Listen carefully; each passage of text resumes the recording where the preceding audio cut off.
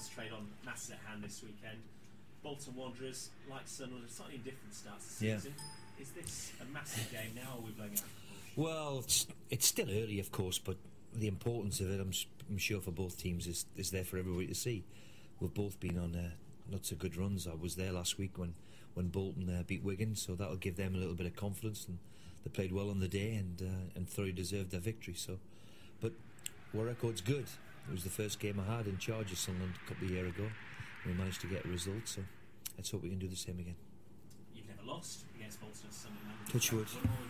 Touchwood. Yeah, it's been one of the better clubs to play since I've been here. Anyway, before that, I don't think it was very good, but it's one of them quite ironic things. So let's hope it continues. But I think we've got something like 4,000 people travelling tomorrow, which just goes to show, through all this supposedly doom and gloom, that we've still got a loyal band of supporters who are taking the time to go there. And we owe them a big performance.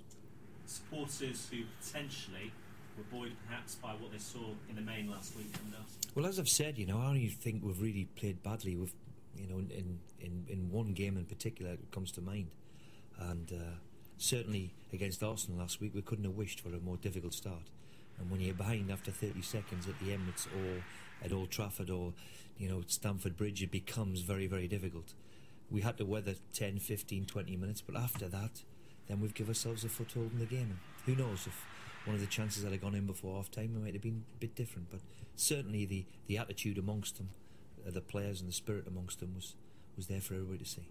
We've spoken in recent weeks about the start you've had to the season, the opposition, the quality of the opposition that you've faced. Do you feel now you've got a run of games where you can start living? Well, we've got a home game next week, and then we've got to go to Man U. So the one thing about the Premier League is you can play them all quickly, or within a matter of weeks, and then it does become difficult.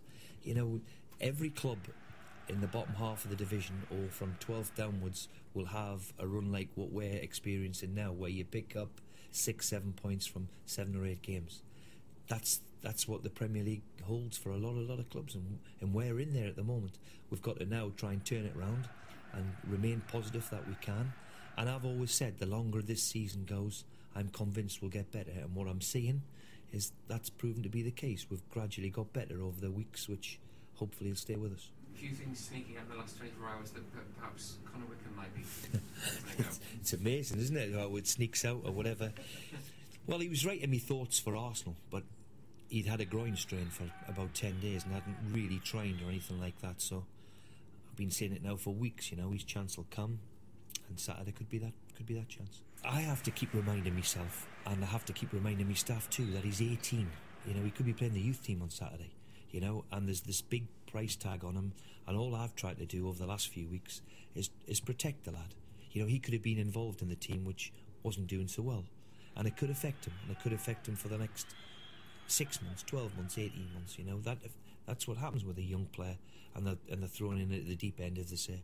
So we've intentionally just let him try and find his feet, let him try and get settled into it, what we expect, what we demand, and he's knocking on the door. He's certainly come to the party in the last few weeks, because he found it difficult to start with, and which is understandable.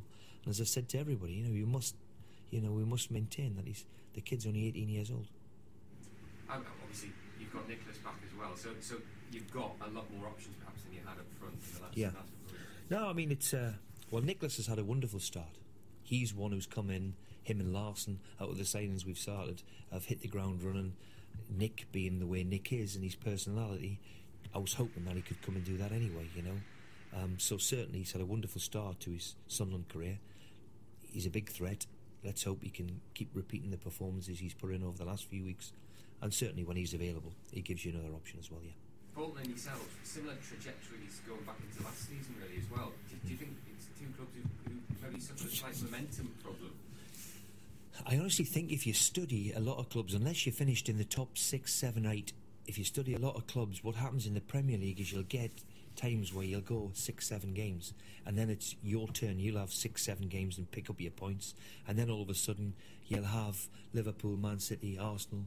Now last year, what made the league so fascinating was everybody was picking up points from the big teams. Certainly the trend has changed a bit this year, where the big teams now are looking unstoppable, aren't they? Which has been the case over the last apart from last year. So it is a little bit similar to us. I think, we're not, we're wise enough to know that this is what the Premier League is. And, if you get a run of fixtures which are difficult and you have a difficult start, then it can be, it's a difficult time for everybody. But you need to remain positive. You need to go and win a game and go and, keep believing the things you're doing is right. And as I've said, the last couple of games I've been really, really pleased. We haven't maybe not won a game, but I've been really pleased with what we've produced.